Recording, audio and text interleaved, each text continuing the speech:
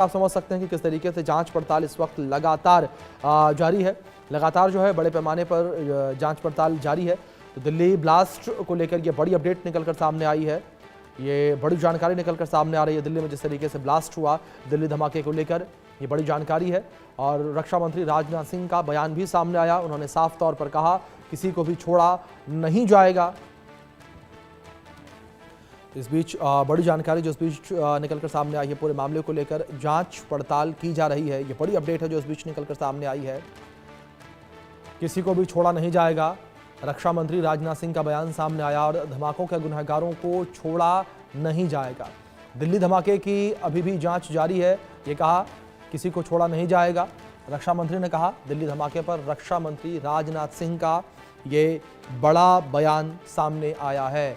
धमाकों के गुनहगारों को छोड़ा नहीं जाएगा, ये कहा रक्षा मंत्री राजनाथ सिंह ने। ये बड़ी अपडेट है जो निकलकर सामने आ रही है। किसी को छोड़ा नहीं जाएगा, रक्षा मंत्री राजनाथ सिंह ने कहा है। ये बड़ी अपडेट इस स्पीच जो निकलकर सामने आई है, किसी को नहीं छोड़ा जाएगा, ये कहा रक्षा मंत्री राजनाथ सिंह ने।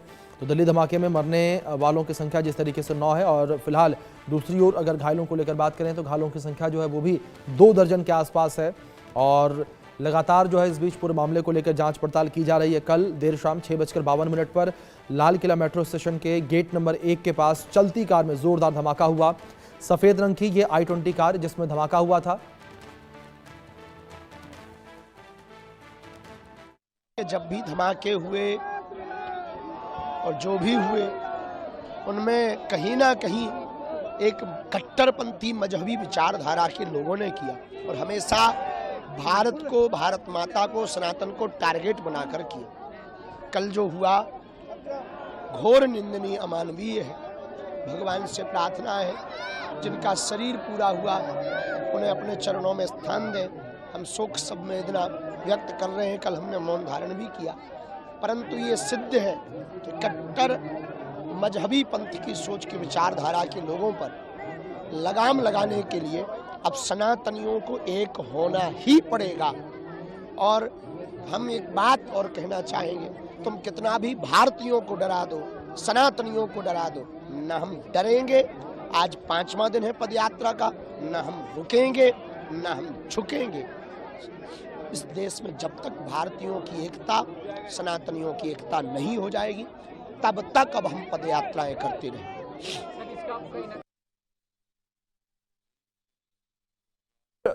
धीरेन्द्र शास्त्री का भी बयान सामने आया। उन्होंने भी कहा कि सनातन को एक होने की जरूरत है। उन्होंने कहा कि सनातन रुकेगा नहीं, झुकेगा नहीं।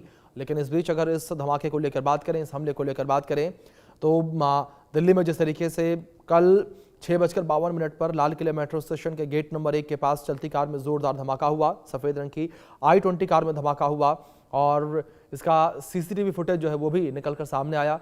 जिस तरीके से पार्किंग से निकलती हुई कार नजर आई है, उसका फुटेज जो है वो भी निकलकर सामने आया है। धमाके को लेकर जानकारी लगातार जो है जांच पड़ताल जारी है। सुरक्षा एजेंसियां मौके पर मौजूद हैं और जांच एजेंसियां मौके पर मौजूद हैं। लगातार जांच पड़ताल की जा रही है। तो इस बीच जो पूरा टेरर मॉड्यूल है उसको भी खंगाला जा रहा है। पूरे मामले को लेकर केस दर्ज किया गया है।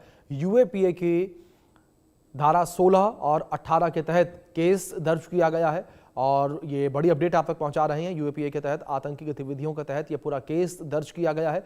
यानी कि कहीं ना कहीं सुरक्षा एजेंसियां भी इसे एक आतंकी हमला मान रही हैं। जिस तरीके से यूएपीए की धारा 16 और 18 के तहत केस दर्ज किया गया है, ये बड़ी खबर है। और इस बीच लगातार तस्वीरें भी निकलकर सामने आ रही हैं। आप देख सकते हैं किस तरीके से जो पीड़ित परिवार है उनकी तस्वीरें निकलकर सामने आ रही हैं।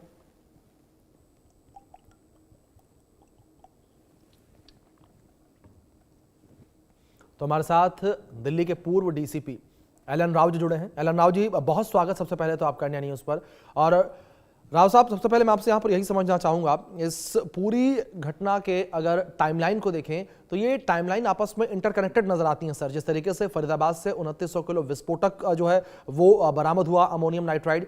इसके बाद दिल्ली में जब धमाका हुआ उसको लेकर भी यही कहा जा रहा है कि यहाँ पर भी ये धमाका जो है वो अमोनियम नाइट्राइड से ही किया गया। जी नमस्कार आप सभी को, आपके व्यूअर्स को नमस्कार। और वास्तव में ही ये जो कनेक्टेड लग रहा है ये केस, अपेरेंटली अभी ये है। कल शाम तक तो ये चल रहा था कि ये बम ब्लास्ट है या कोई सीएनजी सिलेंडर ब्लास्ट है। इसकी चीज नहीं हो पा रही थी, लेकिन धीरे धीरे इन्वेस्टिगेशन के बाद ये सब बातें क्लियर हो गई हैं। खुल गया है कि ये लग रहा है कि अभी ये बॉम्ब ब्लास्ट ही है, और बॉम्ब ब्लास्ट में कौन सा एक्सप्लोसिव इस्तेमाल हुआ है वो शायद अमोनियम नाइट्रेट के बारे में ही अभी तक की रिपोर्ट आई है। और अभी तक यही लग रहा है कि अमोनियम नाइट्रेट है। एफएसएल की जो टीम है उन्होंने अपने मौके पर आकर जांच की है। एनएसजी के लोग आए थे यहाँ पर, स्पेशल सेल के ऑफिसर्स का द्वारा इन्वेस्टिगेशन की जा रही है। और अगर ये अमोनियम नाइट्रेट है तो कहीं ना कहीं फरीदाबाद वाले केस से इसको देखा जा सकता है, क्योंकि वहां पर ह्यूज क्वांटिटी में कल सुबह जम्मू कश्मीर की पुलिस के साथ मिलकर हरियाणा में ये रिकवरी हुई थी, हरियाणा पुलिस के साथ मिलकर। और रिकवरी में 2 डॉक्टर्स इसमें पाए गए थे कि वो इस केस में इन्वॉल्व थे।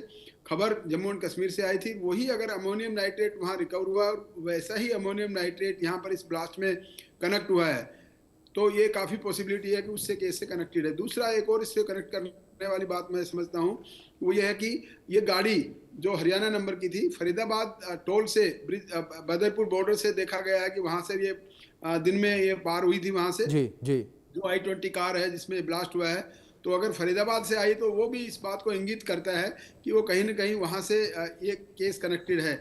तीसरा जो इम्पोर्टेंट बात यह है कि इसमें जो ऑनर जो बता रहे हैं उमर शेख, ये जो है कल देखा गया था वहाँ पर, ये आदमी JNK का रहने वाला है, पुलवामा का बताया जा रहा है। अभी पुष्टि हुई नहीं है एग्जैक्ट एड्रेस क्या है इसका, लेकिन हाँ ये गाड़ी में देखा गया था। और यही गाड़ी जब वहाँ से आई थी तो इसका फोटो भी शनाख्त किया है इंटेलिजेंस एजेंसीज ने और स्पेशल सेल ने। उसके बारे में और जांच हो रही है कि एग्जैक्ट इसका पता लगाया जाए कि ये वास्तव में वही है। इसके पीछे बैकग्राउंड क्या है, या किस ऑर्गेनाइजेशन से संबंधित है या न्यू रिक्रूटमेंट है, ये सब चीज़ें अभी जांच चल रही है। और मैं समझता हूँ ये जांच जब कंप्लीट हो जाएगी और ख़ासतौर से FSL की रिपोर्ट आ जाएगी, जो कि किसी वक्त भी आने वाली है, बता रहे हैं कि आज दिन में आ जाएगी दोपहर तक, तो ये सारी बातें अब क्लियर हो जाएंगी। और मुझे भी यही लगता है कि जो इतनी ह्यूज मात्रा में बरामद हुआ था वहाँ फरीदाबाद में, और इसमें इस ब्लास्ट में भी बहुत ज़्यादा मात्रा में एक्सप्लोसिव होने की वजह से ही इतना बड़ा धमाका ऐसा हुआ कि इतना बात और इंजर्ड होने की बात जब सामने आई है, तो इससे ऐसा लग रहा है कि कहीं न कहीं ये बहुत बड़ा साजिश का हिस्सा था। और ये साजिश डेफिनेटली जो की जा रही है वो सिंदूर ऑपरेशन के बाद फिल्म लाया हुआ पाकिस्तान, वो अपने मंसूबों में के लिए ये खास तौर से जाना जाता है किस प्रकार से हमारे देश में अशांति फैलाने के पर्पज से हमारे लोगों का इस्तेमाल करता है। तो इसमें भी एक बड़ी सीरियस बात इसमें ये आ रही है कि ये जो डायरेक्शंस भले ही पाकिस्तान से चल रही हैं, लेकिन हमारे देश के लोग, चाहे वो जम्मू कश्मीर के हों चाहे वो कहीं और के हैं, जो कि इस काम में करने में उनकी मदद करते हैं। ये सबसे बड़ी सीरियस बात है। बाहर का जो दुश्मन है उसको तो हम देख लेंगे, लेकिन जो हमारे अंदर के जो दुश्मन अगर कोई बैठे हुए हैं जो उनकी बाहर के दुश्मनों की मदद करते हैं, ये सबसे बड़ा सीरियस मैं समझता हूँ इशू है। इसको टैकल करना चाहिए। हमारे इंटेलिजेंस एजेंसी इस काम में लगे हुए हैं और अभी पूरी इन्वेस्टिगेशन इसमें चल रही है और अभी थोड़ा बहुत